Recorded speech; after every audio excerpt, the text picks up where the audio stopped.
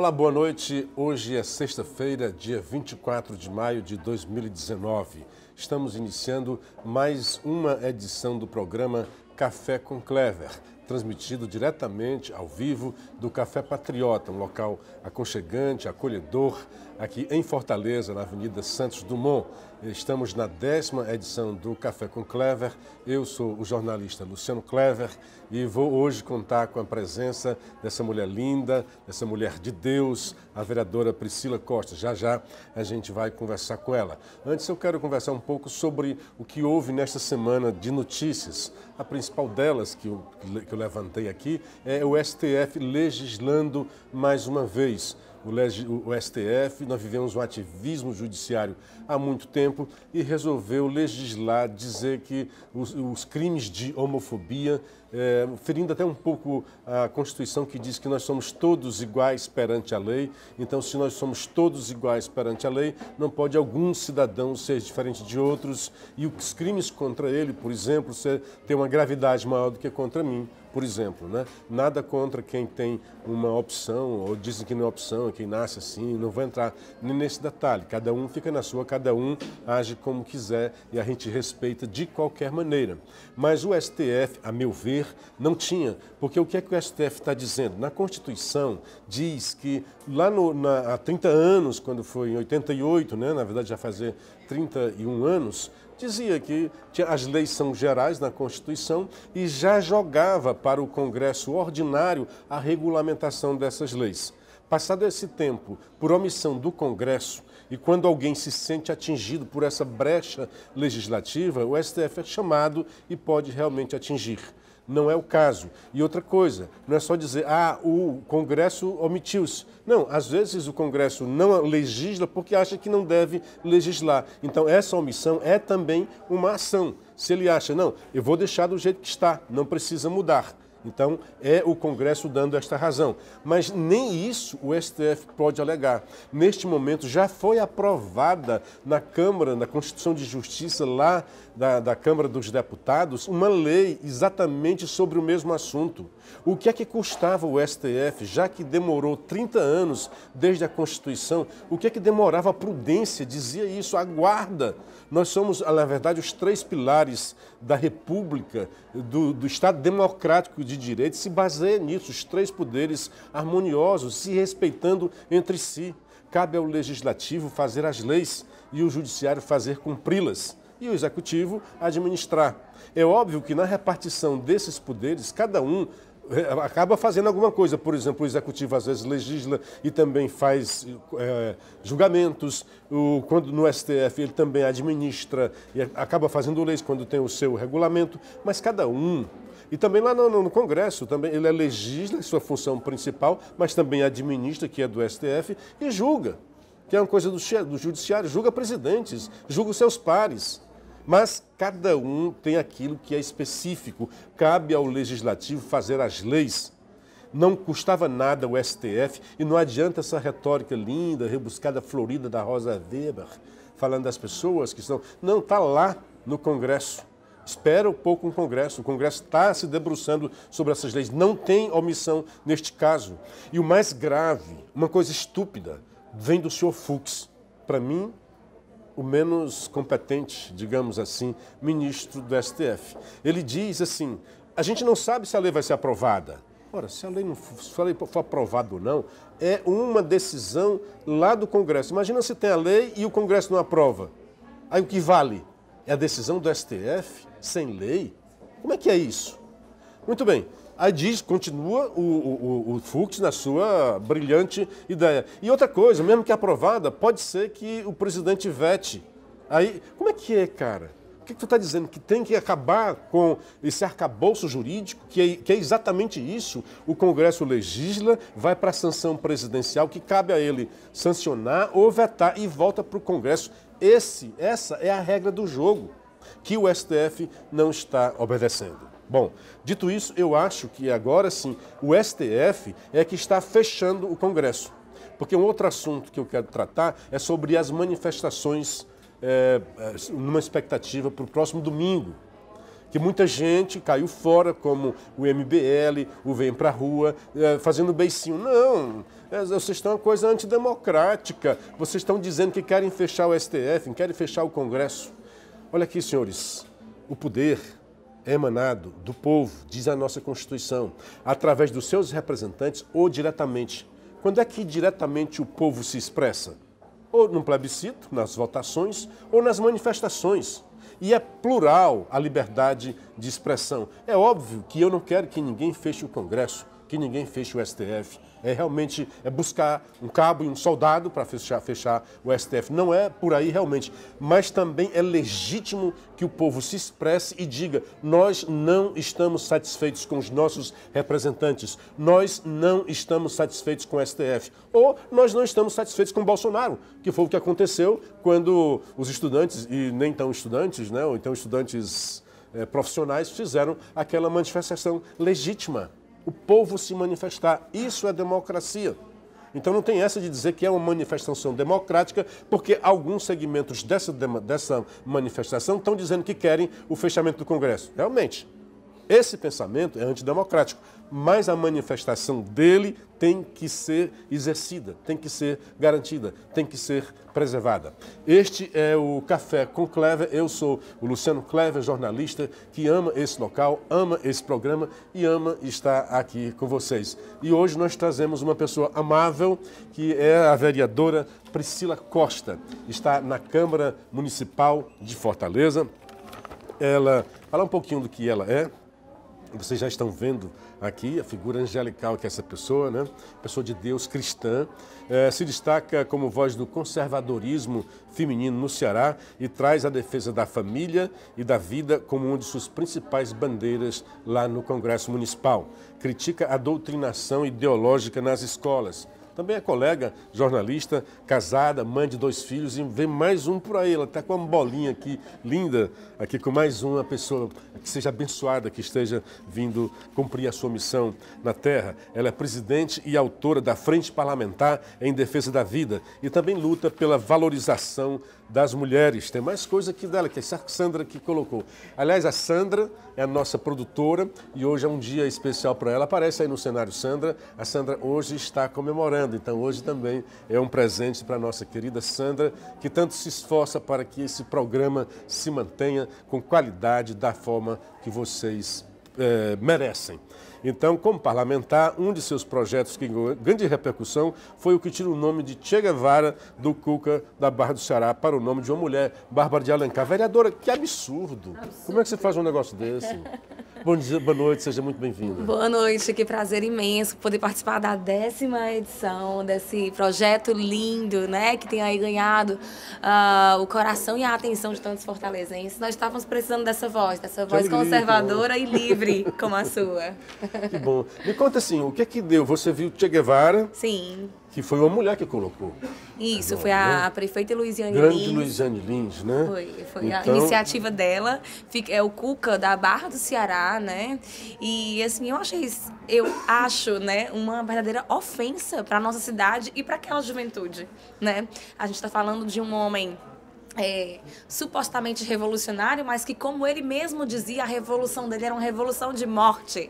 E assim ele banhou de sangue a Cuba, fuzilando seus opositores. Em evento da ONU, ele pôde afirmar: estamos fuzilando sim e continuaremos fuzilando. Então, por que eu chego na Barra do Ceará, olho para a juventude e encontro isso? E vejo violência, e vejo agressão, e vejo um propósito de vida completamente pervertido, como foi o de Che Guevara. Não, isso é uma ofensa para a nossa juventude. A nossa juventude representa vida, representa propósito, representa paz. Por isso eu quero tirar o nome do Cuca Che Guevara e colocar Cuca Bárbara de Alencar. Essa sim, uma mulher independente, uma mulher que amou a liberdade, uma mulher que foi revolucionária não só na sua época como mulher, mas também como mãe. Porque ela é mãe de Justiniano de Alencar, ela é vó de José de Alencar. Então eu, como mamãe, também vejo que dá para nós promovermos uma revolução até mesmo na nossa casa, quando a gente começa a colocar ali nos nossos filhos, nos nossos herdeiros, aquela sementinha da paixão pela liberdade e também pela democracia, no caso da Bárbara. Como é que foi a sua chegada na Câmara Municipal? Porque até então você falou que bom que tem esse programa, que fala da direita, que tem a liberdade. E durante muito tempo, ser de direita ou falar de coisa de direita era como que uma coisa meio pejorativa. Ninguém assumia a sua cara. E de repente houve essa explosão, mas quando você chegou ainda não tinha essa explosão. É como se fosse uma pioneira, uma voz cristã. E muitas vezes, se eu não me engano, caricaturizado, né? Como se fosse uma pessoa muito reacionária, uma pessoa que não é progressista. Como é que foi isso dentro? Você ocupou esse espaço na Câmara? É com certeza muito desafiador, né? Para você ter ideia, nos primeiros meses, né, do nosso mandato, nós estávamos pleiteando a presidência da Comissão de Direitos Humanos. E logo de cara, nós recebemos um manifesto de supostamente 80 movimentos sociais que estavam rejeitando o meu nome por eu ter uma ligação com a igreja, ora veja. Então eram 80 movimentos sociais dizendo que se uma mulher que é livre escolhesse ter uma fé, ela não poderia representar os movimentos sociais. Então as mulheres hoje, para esses movimentos, são condenadas a não praticar uma fé, não tem essa liberdade de consciência para isso. Então foi isso que eu recebi já uma perseguição logo de cara. E comecei a perceber exatamente esse cenário que você descreveu também, de hostilidade quanto ao conservadorismo e quanto aos valores cristãos, também de família. A senhora acha que a questão é realmente a religião ou a sua religião? Eu pergunto, se a senhora fosse uma macumbeira, será que teria essa mesma reação? Assim, na verdade, é a cosmovisão que está por trás disso, né? A gente sabe que os pilares do Ocidente, né? Todas as nossas ideias, a forma como a gente formou o nosso senso comum que ama a família, o nosso senso comum que quer proteger a pureza das crianças, o nosso senso comum que acha que o bebê deve nascer com vida e não ser morto dentro do ventre, o nosso senso comum que acredita que a mulher também deve ser protegida. Todo esse nosso senso comum, ele é contrário às ideias marxistas de autoridade, onde quem tem a razão, quem tem o valor não é a opinião nem os valores da sociedade, não. Quem tem a importância, a autoridade são os valores do Estado. O Estado fala o que é certo. A autoridade deve ser o Estado e não meu pai e minha mãe. Os meus valores devem ser os valores ideológicos do partido que está no poder e não os valores de fé, por exemplo, do meu pai e da minha mãe. Então, o cristianismo ele influenciou o Ocidente dessa forma. E eu acredito que o cristianismo ele acaba trazendo esse senso comum de você governar a sua vida e jamais entregar a sua liberdade para que o Estado venha lhe governar. E isso atrapalha bastante a esquerda, que hoje ainda permanece no poder em muitos setores da nossa sociedade. Eu fiz uma provocação, não que eu tenha alguma coisa contra com as religiões afrodescendentes, né? Mas assim, é porque eu vejo a ministra Damares sofrendo mais ou menos isso daí que a senhora está colocando como cenário. E eu fico imaginando, porque direitos humanos, né? Lá ela é o Ministério de Direitos Humanos. Aqui era a Comissão dos Direitos Humanos. Então, um dos direitos humanos que a pessoa tem é o direito à religião, o direito à sua crença. E mulher, que é outra minoria, né? Se não é minoria, na verdade, é estranho dizer minoria as mulheres, porque na verdade as mulheres são maioria, né? Mas então, assim, tem que ter o direito e tal. Aí tem os negros, tem os homossexuais e tal. E eu me pergunto assim, será que realmente, porque na verdade você está numa religião mainstream, né, na verdade, né? Então, aí, quase uma coisa de Estado, que houve uma época que você fala de Estado, e houve uma época que a religião era uma religião de Estado, né? Então, dizem até que muita gente lá virou católico, né? Porque o imperador era a religião dele, e se não fosse, você não ia ter as benesses, né? Aliás, dizem até que isso foi uma coisa muito ruim para o cristianismo naquela época, né? Que estava florescendo. Aí, será que a pergunta é, será que não haveria aí um preconceito contra a sua religião? Eu acredito que é um preconceito contra a liberdade. Uma mulher que se diz livre, eu creio porque eu posso crer. Eu creio porque eu quero crer. Eu creio porque eu sou senhora das minhas ideias. E eu não vou servir às suas ideias, às ideias do seu partido, às ideias do seu sindicato. Não. Eu governo a minha consciência. Eu acho que é esse senso de liberdade que incomoda aqueles que têm sede de autoritarismo, de domínio e de opressão. E o cristianismo, querendo ou não, a semente dele trazendo essa liberdade. Você falou um pouco do caso, né, em que o imperador tinha a religião cristã, mas não foi essa a história do início do cristianismo, aqueles primórdios. Na verdade, Quando os cristãos começaram Já a foi se quando multiplicar... o cristianismo tomou conta do poder, né? O cristianismo terreno, era né? como se fosse, assim, era como se um vírus. As autoridades não conseguiam mais controlar. E quando não conseguiram mais controlar, então vamos deixar Tentaram esse se pessoal... apoderar, né? Isso, então vamos deixar esse pessoal aqui participar com a gente, porque a gente não vai dar conta. Essa mudança, voltando um pouquinho para o Che Guevara, Certo? houve alguma reação? Todo mundo aceitou, entendeu que Che Guevara era um homofóbico, um assassino e que, na verdade, o que ele tinha mesmo era um espírito, em vez de libertário, liberticida? Não, na verdade, houve muita gente que não conhecia a história do Che Guevara e começou a conhecer depois que a gente começou a falar sobre esse assunto. Mas também houveram aqueles cegos, apaixonados, que até hoje na Câmara Municipal, por exemplo, existem vereadores que batem o martelo e que defendem mesmo, Quem é? o nome... Os vereadores do Partido dos Trabalhadores, do PT, do PCdoB, né, os mais alinhados com o movimento feminista, movimento abortista, são sempre admiradores desses genocidas. Mas me explica como é que, do movimento feminista, e são contra a mulher no poder. Como? Me explica como é que eles são do movimento feminista e são contra a mulher no poder. É como eu lhe falei, o movimento feminista, ele é contra a mulher livre. O movimento feminista é contra a mulher que não quer ser submissa à cartilha feminista.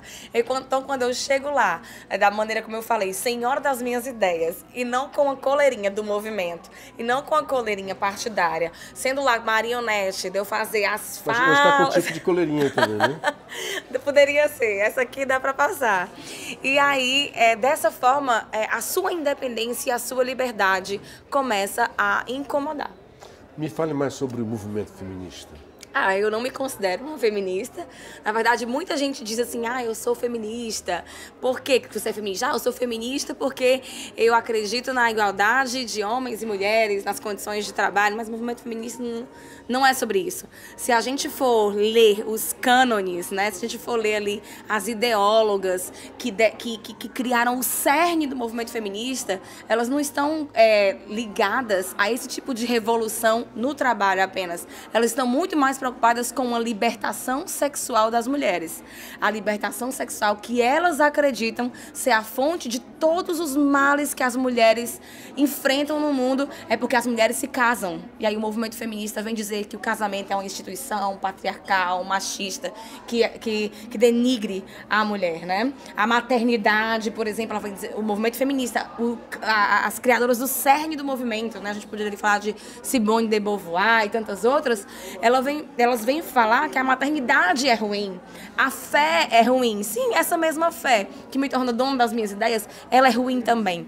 Então, eu não me considero uma mulher feminista, porque eu acredito que para você se dizer feminista, você tem que concordar com as criadoras do cerne do movimento. Não adianta eu dizer que eu sou feminista porque eu acho, no meu feminismo eu posso defender a vida do bebê. Não, você não pode. Se você for ver as autoras dos movimentos, elas todas defendem...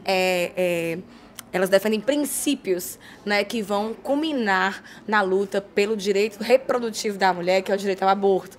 Então, existem muitas contradições do movimento que não ganha a minha confiança e, por isso, não ganha o meu apoio. Aliás, a Camila Paglia, que é uma grande intelectual, ela é lésbica, americana. Sim, acompanha a Camila. Pois fantástica, né? E ela faz várias críticas ao movimento feminista, dizendo até que o movimento feminista já não atende aos direitos da mulher. Sim. Virou uma cláusula pétrea marxista. E não é que ela seja contra o marxismo, é que é o seguinte, quem que está à frente não é o marxismo, mas as mulheres. Porque dá a entender assim, que essas causas identitárias é assim, nós vamos defender o negro, desde que o negro tem as nossas ideias. Sim. Nós vamos defender os homossexuais, desde que os homossexuais tenham essa ideia. E nós vamos defender as mulheres, desde que os homossexuais tenham essa ideia. Então, na verdade, eles não estão defendendo essas pessoas que se enquadram nessas identidades, mas em uma causa deles. Sim. Que, segundo a senhora está dizendo, é uma causa que combate a nossa tradição judaico-cristã, que criou a nossa cultura, que fez com que nós chegássemos até hoje dessa forma civilizada. É verdade, você estava falando agora do caso dos homossexuais, você iniciou o programa falando, inclusive, sobre a criminalização da homofobia, né? Você falou assim para mim, você acha que eu sou homossexual? Não! Tá. Não tem nenhum problema. Eu queria comentar sobre isso, sabe por quê? Porque existe, quando no momento em que você começa a criminalizar a homofobia e você começa a criar punições para certos tipos de consciência e pensamento, você acaba criando aí um tipo de ser humano que você não reconhece a existência dele. Sabe qual é? Quem era homossexual e hoje tem um comportamento heterossexual, por exemplo, eles não podem mais existir. Eles não podem. Não existe mais. Eles são seres inexistentes. A partir de agora pode se tornar crime eu dizer que eu antes tinha um comportamento homossexual e hoje eu vivo uma vida heterossexual. Isso pode se tornar, quem sabe, um exemplo de homofobia e um crime. Pode te enquadrar Sim. numa tipificação criminal. Eu não posso nem existir. Porque eu não posso... Porque se lá está dizendo, né, como o Conselho de Psicologia diz que não pode nem ajudar homossexuais que acham que a sua sexualidade está lhe causando sofrimento, e aí a mídia vem com aquela ideia de cura gay, alguma coisa assim, criado pela mídia, que não é nada disso, assim como um heterossexual pode chegar para o psicólogo e dizer, olha, eu tenho sofrimentos e eu tenho certos pensamentos, acredito eu, que a forma como eu conduzo minha sexualidade pode estar me gerando sofrimento. Um homossexual não tem direito a isso. Um homossexual não pode chegar no psicólogo e dizer, olha, eu tenho um certo tipo de sofrimento que eu tenho concluído que a forma como eu conduzo minha sexualidade pode me estar gerando alguns desses sofrimentos. Não, ele não pode. O psicólogo é proibido de atendê-lo. Mas é assim, mas o homossexual pode chegar e dizer, doutor, de vez em quando eu tenho uns sonhos, umas tendências heterossexuais. Como é que eu acabo com isso? Pode também, ele é livre. Ele é livre. E por falar nisso, na história da cura gay, que houve aqueles psicólogos, né?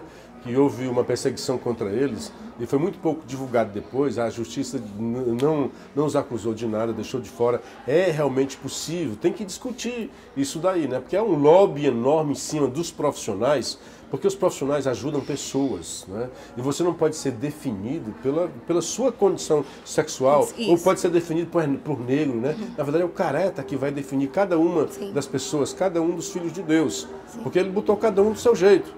E o cara pode te dizer, pô, mas ele me colocou viado. Então, eu sei, porque alguns dizem que nasce assim, outros dizem que é uma construção. Se a Simone de Beauvoir, que é a mais celebrada dele, né, nessa área, né, que foi uma da pá virada, e ela diz que ninguém nasce mulher, se constrói, da mesma forma você pode dizer que ninguém nasce homossexual. Você constrói essa homossexualidade, fruto de ambientes, de tantas outras coisas, né, de traumas, sei lá.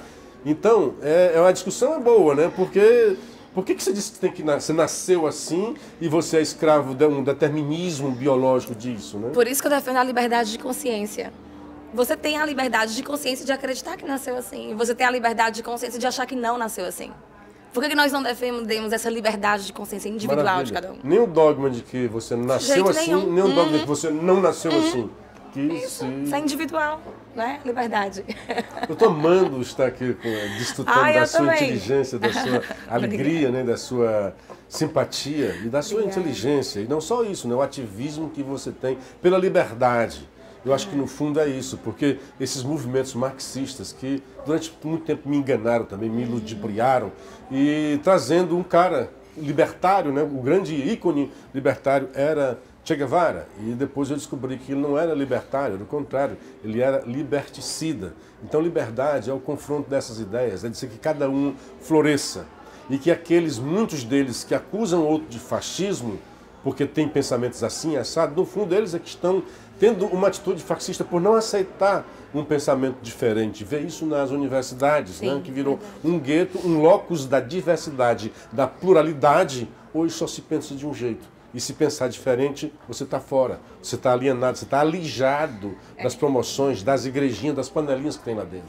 É verdade. Agora mesmo, você está falando de universidade, a gente teve uma experiência na Câmara Municipal de Fortaleza, onde nós recebemos ali um sindicato de professores e eles mesmos transmitiram o vídeo dessa a fala da representante desse sindicato, dizendo o seguinte: ela dizia assim, olha, estão querendo colocar na escola uma posição política que não é a nossa.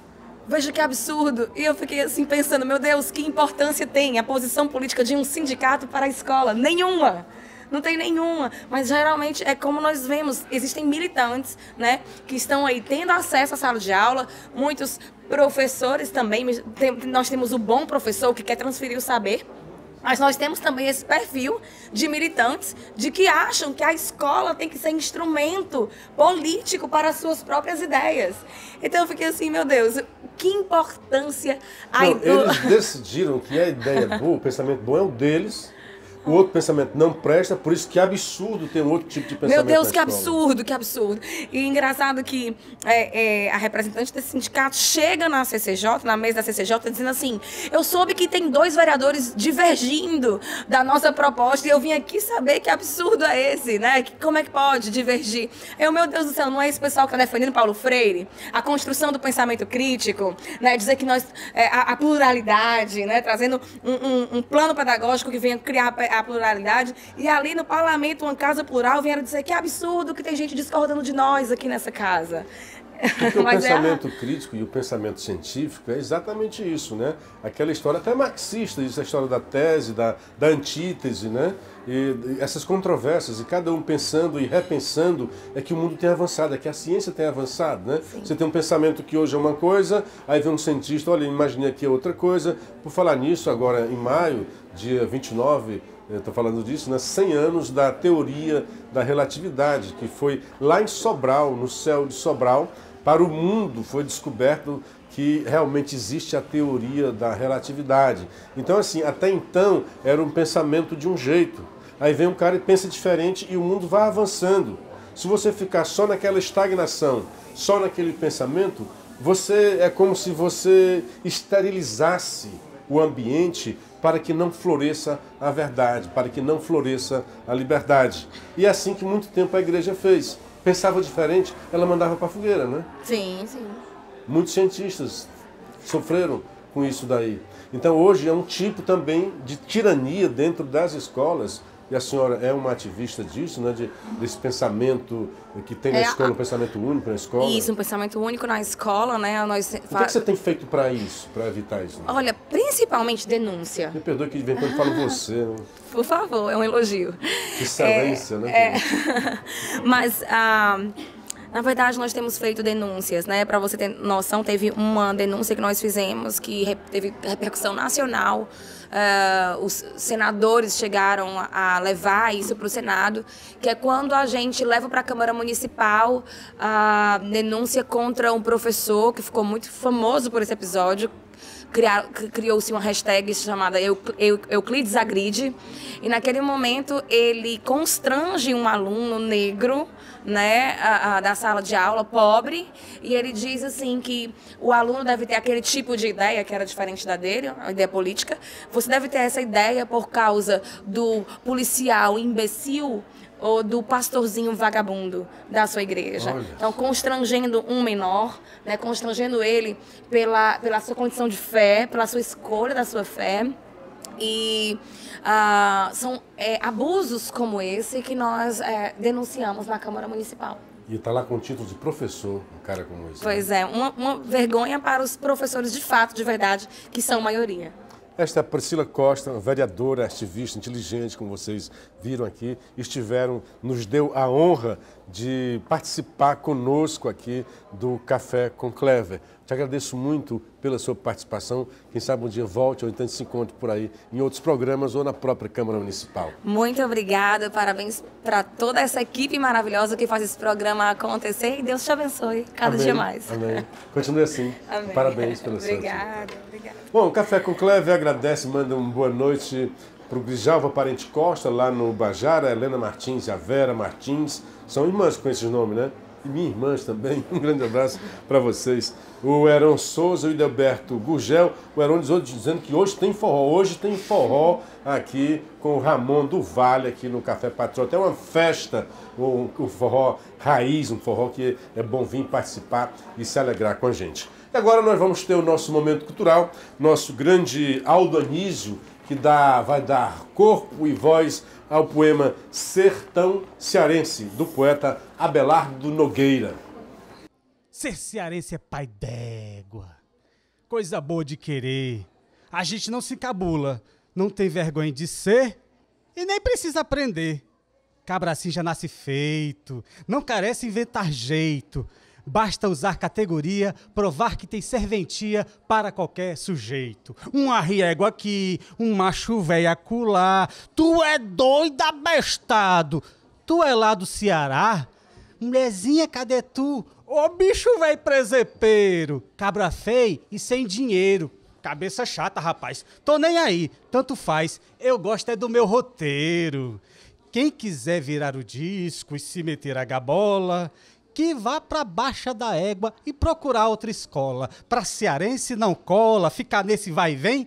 E se você ainda tem vergonha do que se diz, dê valor à sua raiz e seja feliz também. Sertão Cearense, nosso querido Aldo Anísio, já está conosco aqui, mais um vereador. Hoje está aqui a tribuna da Câmara Municipal de Fortaleza. E o pessoal da religião, né? Nós tivemos a presença da nossa querida vereadora Priscila Costa, que é evangélica e agora é um católico, não é isso? Sim. Estamos aqui com o vereador Jorge Pinheiro. Ele é popularmente conhecido assim, natural de Fortaleza, casado, pai de 7 filhos, bom, produtivo, hein, meu? Membro consagrado como a comunidade de aliança há 21 anos, do Shalom. Foi missionário em Salvador, na Bahia, por 6 anos, onde coordenou o projeto Juventude para Jesus. Bacharel em Direito pela Unifor, advogado com atuação em execução penal e direito canônico, interessante isso, né?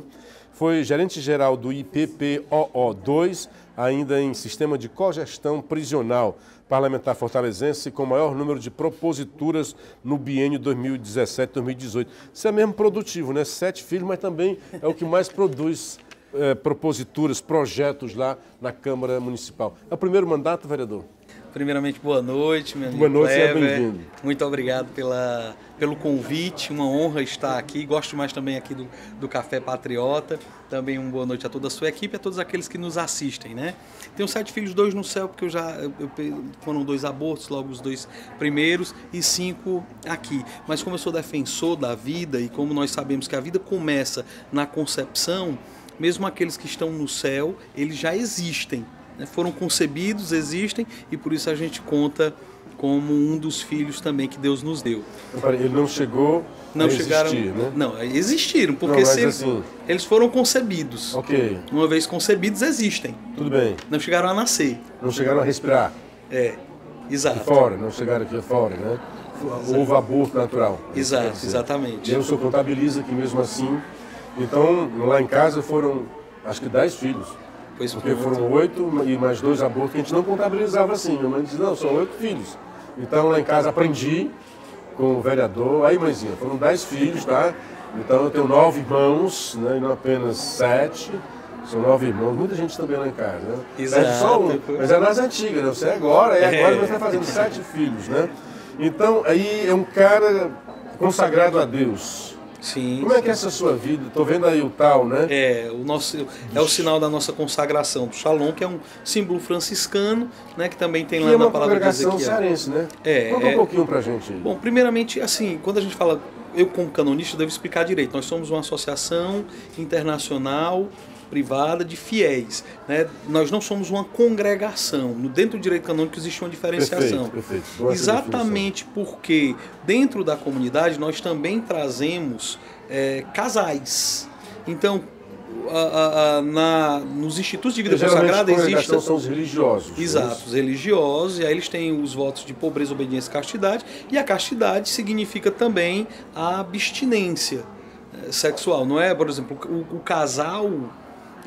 no sentido do Código de Direito Canônico, do voto de castidade não poderia acontecer, a não ser que também se abstivessem do ato conjugal. Isso, porque eu sou especialista nisso, então eu não vou brigar com o senhor sobre isso. Não, porque eu sempre aprendi que o casto, embora tendo as relações sexuais, por exemplo, é aquela relação sexual legítima, né? Não tem ali nada de pecaminoso, por exemplo, né? O homem e a mulher, quando casados, por exemplo, seriam e permaneceriam castos desde que sempre fosse essa relação. Isso é o pensamento está certo. É por isso que eu falei que no Código de Direito Canônico, o voto de castidade está associado também à abstinência, entendeu?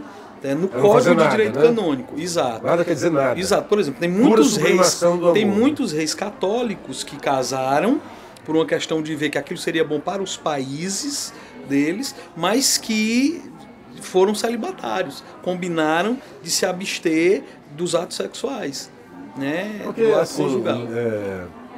Mas não tem nada. Se você for para a palavra, para a etimologia, que o celibato é não casar.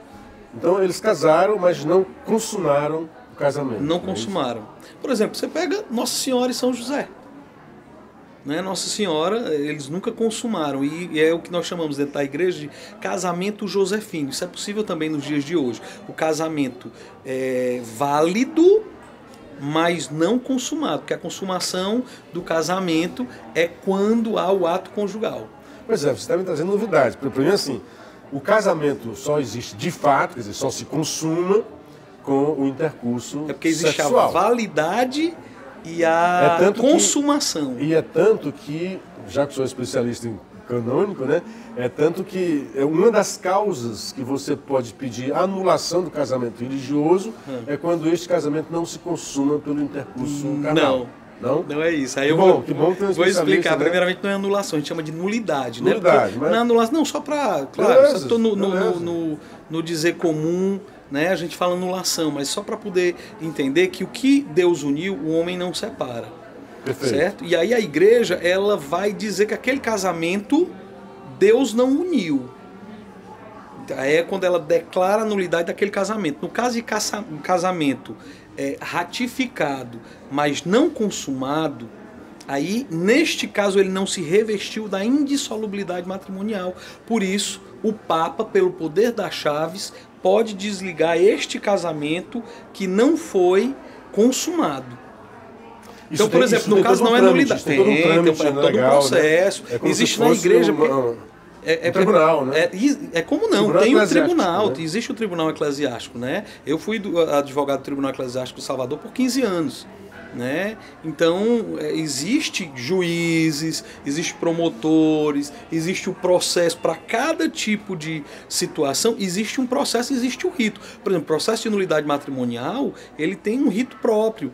A depender se ele é ordinário, documental ou agora o mais curto, né, que foi introduzido pelo Papa Francisco, ele tem um rito próprio e os procedimentos de cada um desses processos. Mas, assim, vamos dizer assim, incompatibilidade de gênero, que é um clichê, né? Um dia eu resolvi aqui, eu cansei da minha mulher, ou a mulher descansei do meu marido, mas eu sou muito católico, eu sou praticante, e como é que eu faço para ser feliz se eu não estou sendo feliz nesse casamento? Pode simplesmente assim chegar lá e pedir a nulidade? Claro que não. Você pode até pedir, mas o seu pedido passa por um juízo de admissibilidade. Se você chega, por exemplo, alegando incompatibilidade de gênio, né, lá você vai dizer não. A nulidade, ela está no momento em que se celebra o matrimônio. Ou ele é nulo, por isso que eu mencionei, por isso que eu disse, ou ele é nulo desde o início, ou então ele não é nulo, ele é válido e fracassado. Ou é nulo porque não se consumou? Não, ele pode ser nulo por várias coisas. Ele pode ser nulo porque você foi enganado, ele pode ser nulo... enganado quer dizer assim, eu achava que aquela mulher era virgem. Pode ser, desde que isso fosse importante para você, porque se isso não fosse importante, isso aí não é motivo de nulidade, entendeu? Não.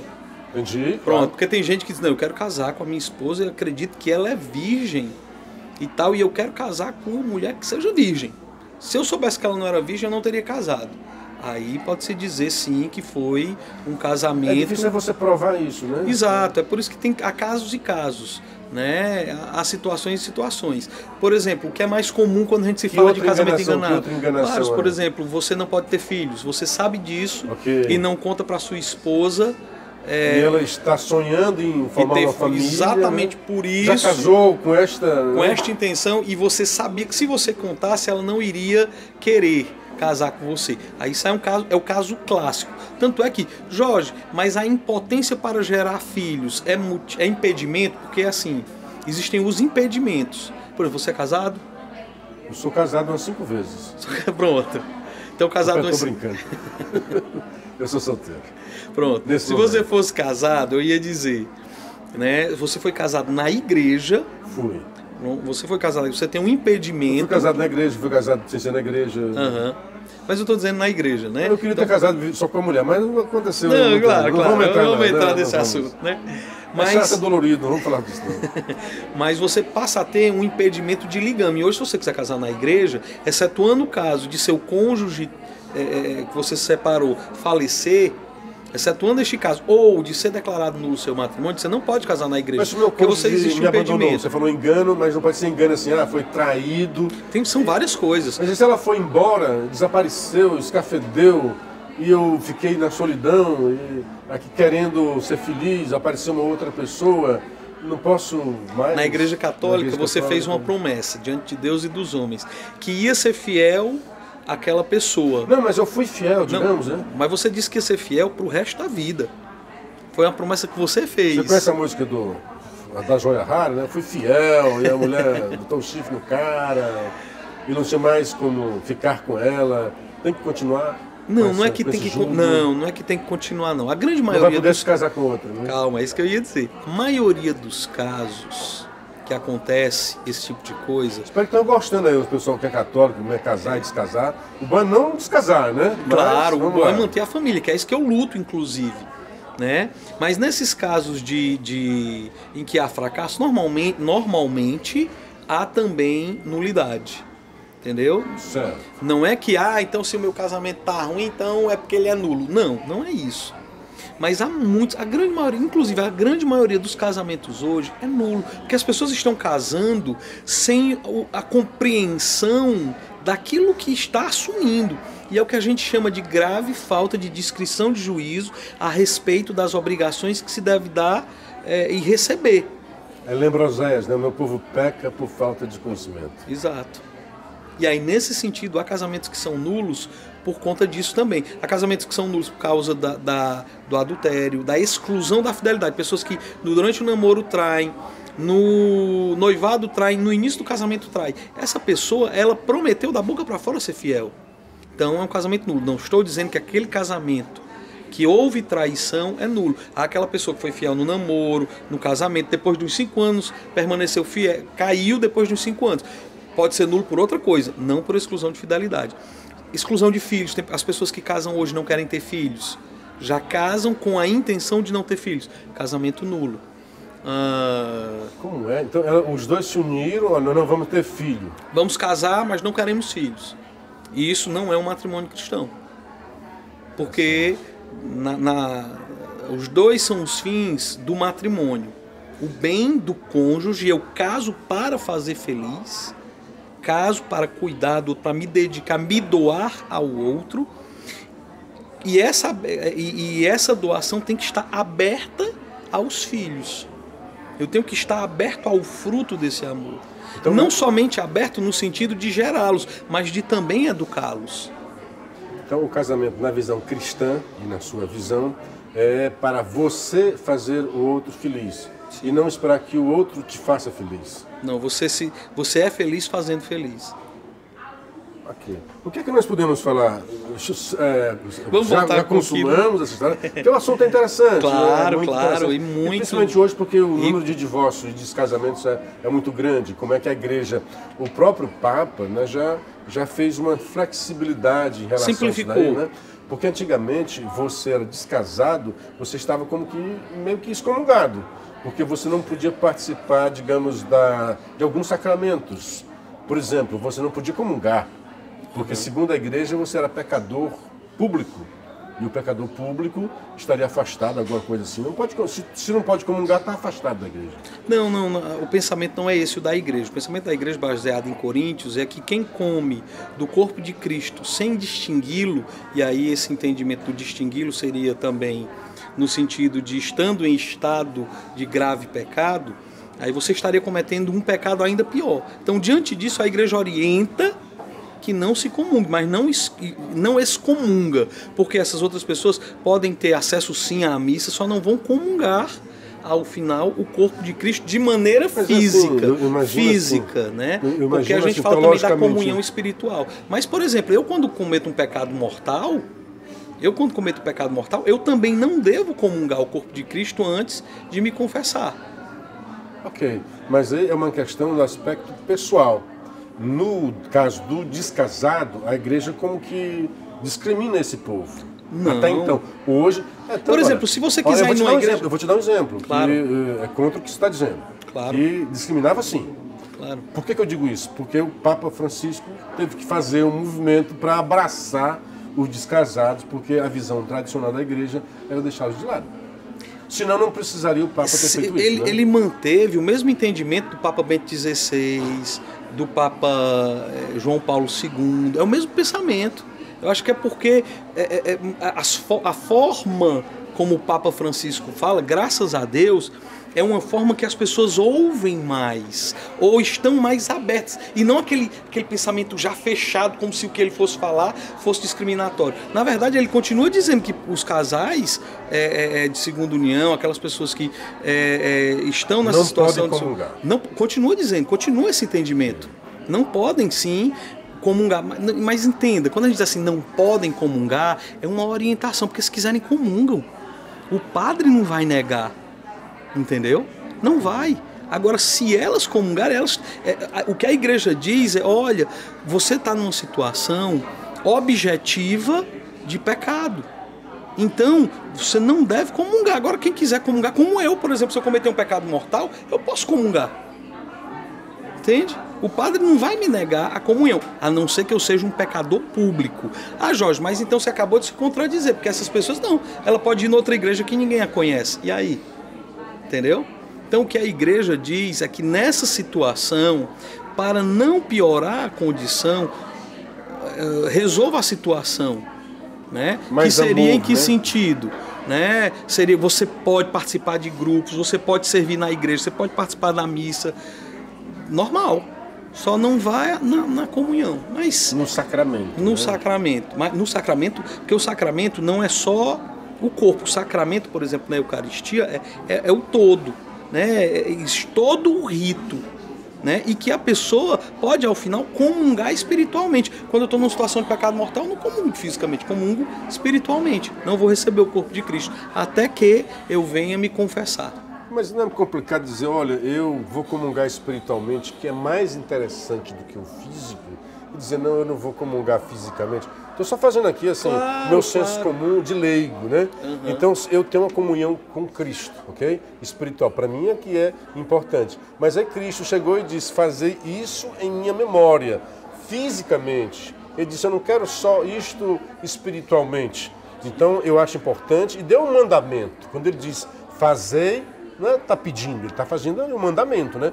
Fazer isto em minha memória. Cada vez que beberes do meu sangue e comeres do meu corpo, né? Fazer um memorial, se lembrar do sacrifício sangrento que foi o dele. E aí eu deixo de participar deste memorial, mas diz, não, mas espiritualmente você pode comungar. Eu, assim, tenho dificuldade de compreender, mas eu acho que você compreende melhor do que eu. Não, a questão muitas vezes é porque a gente também quer que as coisas sejam conforme a gente quer, né? Por exemplo, eu quero, isso aí eu não estou fazendo uma crítica ao que você acabou de dizer, mas muito nesse sentido de muitas vezes assim, pode criticar, a gente aprende com a crítica, né?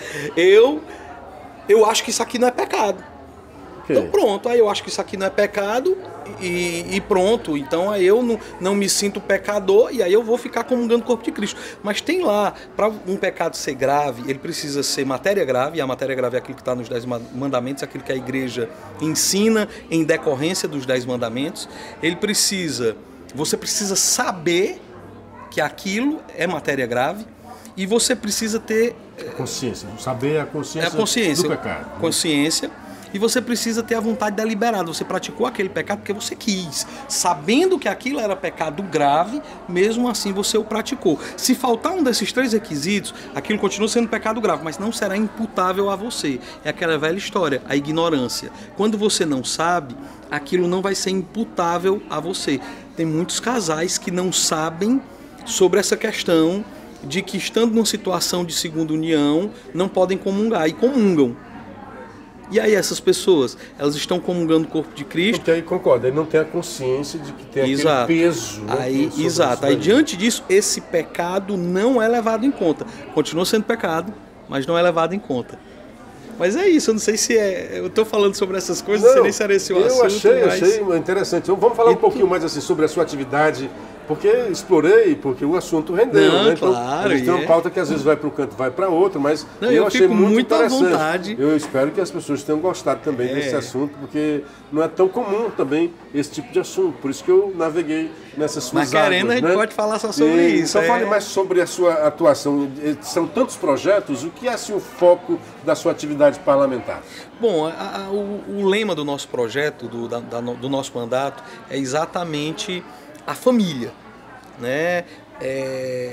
Acreditar na família é construir o futuro. Então a gente sempre traz a defesa da vida e da família em todos os nossos projetos. E aí, começando pela vida, desde a concepção até o seu ocaso natural. Porque para eu lutar para que você, fortalezense, tenha uma saúde melhor, tenha uma educação melhor, tenha mais segurança, eu primeiro preciso lutar que você tenha vida.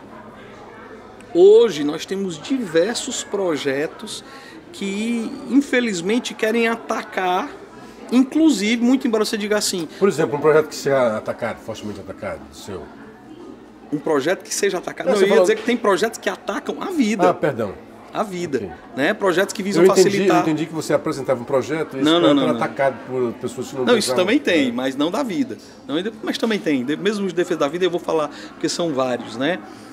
Por exemplo, existem projetos aqui que estavam tramitando na Câmara de Vereadores que pretendiam restringir a objeção de consciência dos médicos em caso de aborto. Porque hoje, se uma pessoa chega para fazer o aborto num hospital, numa unidade, o médico hoje pode dizer, não, eu não faço aborto.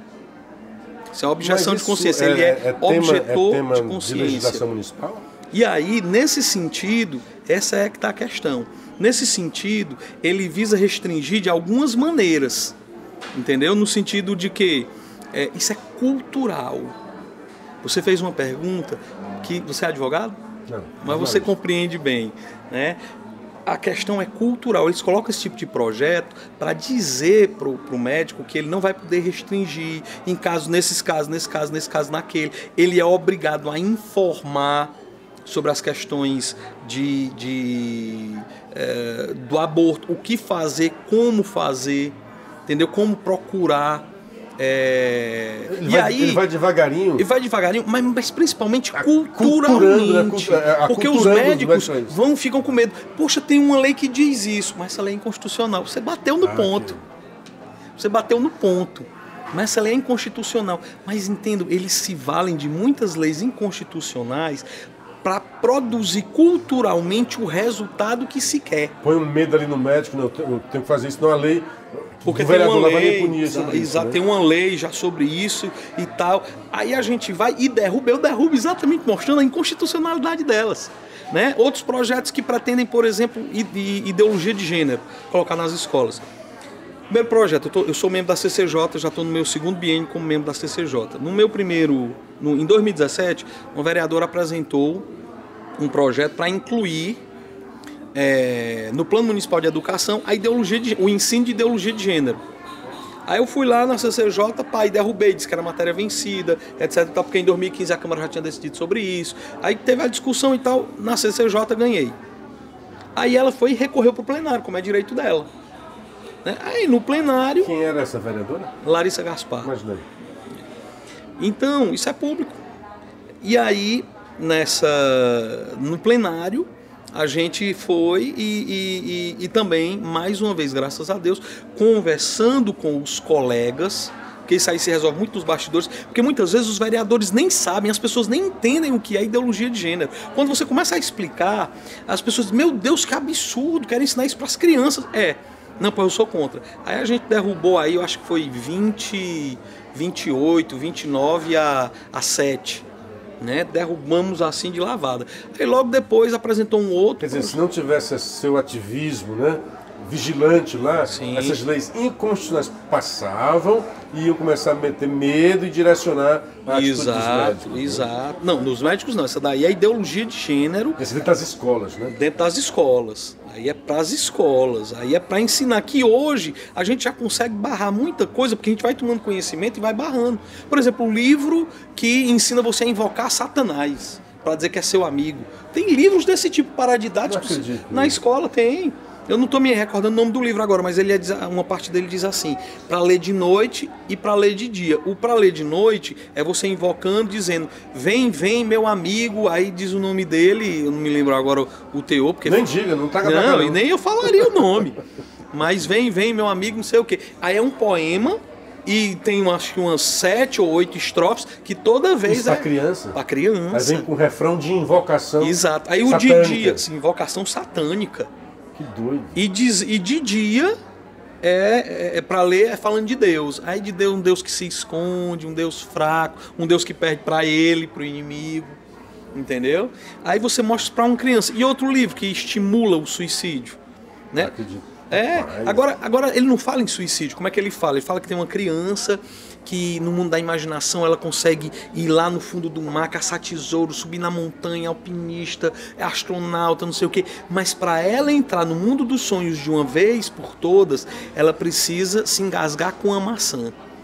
E quando é que ela deve se engasgar com a maçã? À noite, na hora de ir dormir. Quando os adultos não vão ver, os pais dele não vão ver e não vão acordá-lo. Isso é coisa do diabo, rapaz. Aí você olha um negócio, livro paradidático. Aí eu fiz lá nota de repúdio, falei em público, esses livros não vão entrar em Fortaleza, mas tem no Brasil. Entendeu? Então a gente vai falando e vai trabalhando contra essas coisas. Rapaz, é impressionante, meu amigo.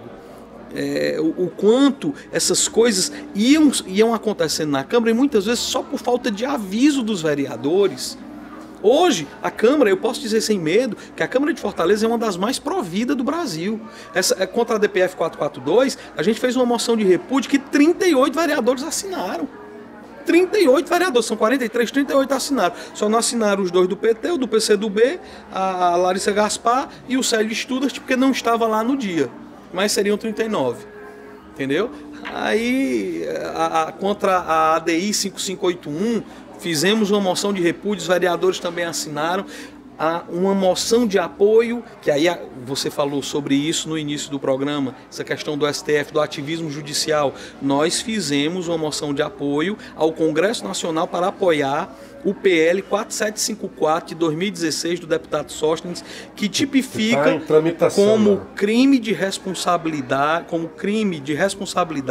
passível de impeachment a invasão por um ministro do Supremo Tribunal Federal das competências do Legislativo. Existe isso aí para tipificar como crime de responsabilidade. Nós aqui de Fortaleza, os vereadores aqui de Fortaleza, nós fizemos essa moção de repúdio, eles assinaram e nós encaminhamos lá para o Congresso Nacional. 9 horas em Fortaleza, hora de agradecer a presença do vereador. Foi maravilhosa a presença dele, porque foi diferente. Ele é um especialista em direito canônico, uma coisa meio complicada, mas eu acho que foi proveitosa, foi curiosa, foi diferente, né? Gostei muito de conversar com o senhor. Muito obrigado por ter vindo e até a próxima. Estamos transmitindo diretamente de Fortaleza o Café com Clever, aqui no Café Patriota, e teremos aqui para fechar o programa o nosso querido Aldo Anísio com mais um poema.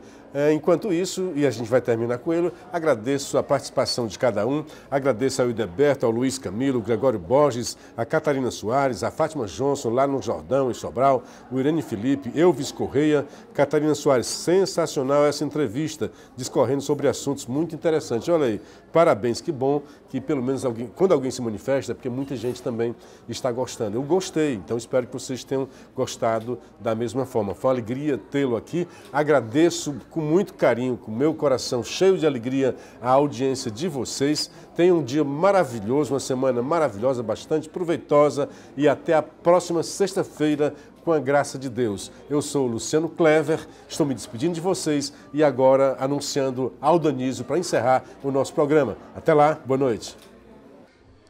São Pedro estava sentado, guardando o portão do céu. Foi Deus que lhe deu a chave para ele abrir o portão para todo bom cristão que na terra foi fiel. Certo dia, chega ao portão do céu, a dona televisão queria passar para dentro dizendo: domingo havia reza e Santa Eucaristia na minha programação. São Pedro então falou: sou o guardião eterno do santo portão do céu e olhei no meu caderno, seu nome não estava lá. É sinal que o seu lugar é lá dentro do inferno. Chegando tu no céu, tu não ias ter função, pois dono de emissora e chefe de produção, anunciante e produtor, mulher nua e ator, estão ao lado do cão. Chegando tu no inferno, faz nova programação, chama os donos de emissora e o chefe de produção, começa tudo de novo. Tu, junta com esse povo, só quem aguenta é o cão. No outro dia, chega ao portão do céu um tal de Zé Povinho, que de miséria morreu. Ele queria passar para dentro, pois foi só de sofrimento a vida que ele viveu. São Pedro então falou: Zé Povinho, vou te passar um sermão. Quando tu estavas na terra e vias televisão, do jeito que ela falava, tu em tudo acreditava, foi a tua perdição. Mas não se aveste não, porque ontem a danada chegou aqui como quem não quer nada e não teve perdão. Eu a transferi direto para a companhia do cão. Aí Zé Povinho matutou e a depois falou: São Pedro, obrigado pela informação, mas ao saber dessa história, já mudei de opinião. Dê lembrança ao Pai Eterno que eu vou lá pro inferno assistir televisão.